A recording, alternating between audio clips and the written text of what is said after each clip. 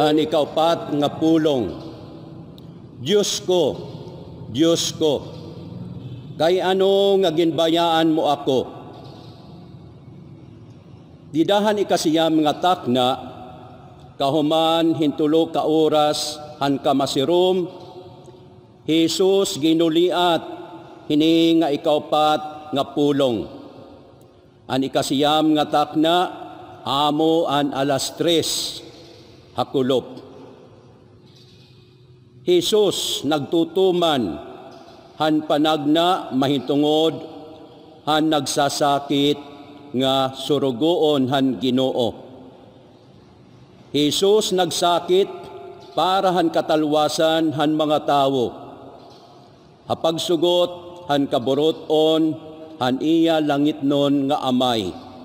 Pero didahini nga iya pulong, Diyos ko, kay ano nga ginbayaan mo ako? Sugad-sugad nga Jesus nga haw naabat nga nahirarayo hiya han iya amay. Ini nga pag-araba natikang han inuululan nga kasing-kasing han tawo nga Jesus nga naabat nga ginbayaan han iya amay o han Espiritu Santo. Diri la han iya tunanon nga mga kaupod-upod, an mga tinunan nga binaya haiya nga tanan o pinalagiw. Bisan nga ni an iya mga hinigugma, nagtitinan-awon hahirayo haiya. Jesus nag-uusaan og aatubangon niya an kamatayon nga nag-uusaan lahiya. Diri ba ini amo an hinadabo haaton nga tanan kun kita namamatay? Kita liwat nag-uusaan hatakna han aton kamatayon. Jesus nag-iinukuyan hinhulos nga tawhanon nga eksperyensya sugad haaton og pinaagi hini gintalwas kita han aton mga kasalanan.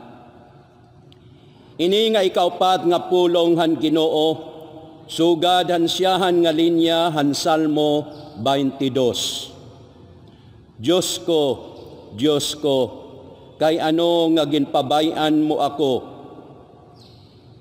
Ini nga araba ni Jesus tikang hakros, nagpapahanumdom han mga pangarabahan Israel o han nga tanan nga mga inosente nga mga tawo nga nagsasakit.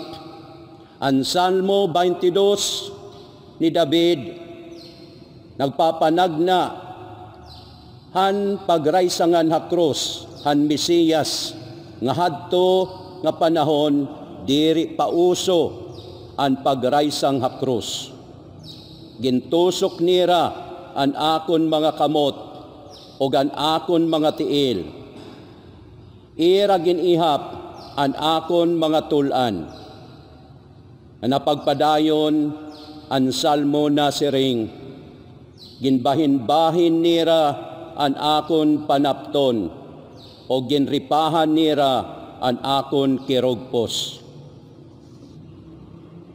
Waray god mas makangingerhat nga mga higayon di dahiton historya hittawo.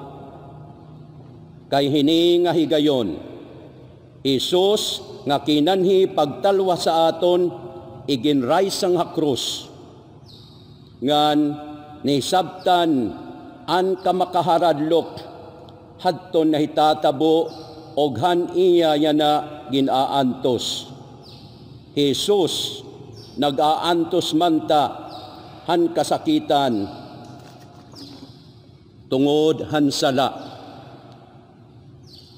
Magdadaog an karatan sugad han siring han Ginoo, pero haiyala nga panahon. Hamadaliay la nga panahon nga an kabug aton han mga sala han katawhan makakadaog han pagkatawo han aton manunobos. Kinahanglan ba ini mahinabo? Isus kinahanglan nga magsakit para han katalwasan han mga tawo. Aada dida kapagkaperde han iya pagkatawo nga ang Diyos non nga plano han iya amay matuman. Pinaagi han iya pagkamatay nga kita gintubos. Answering pa ni San Pablo, kay uusala ang Diyos. Ngan uusala ang makakag-usahan Diyos nganhan mga tawo. Amo ini hi Kristo, Jesus, nga nagtubyan han iya kalugaringon, hinpagtubos han nga tanan nga mga tawo. Sugad man gihapon hi San Pedro nasiring, didto ha krus, an aton mga sala gindara ni Kristo. Haiya lawas, basi mamatay kita, didahan sala, ngan mabuhi kita, nga matadong. Pinaagi han iya mga kasamdan, nagkaupay kamo.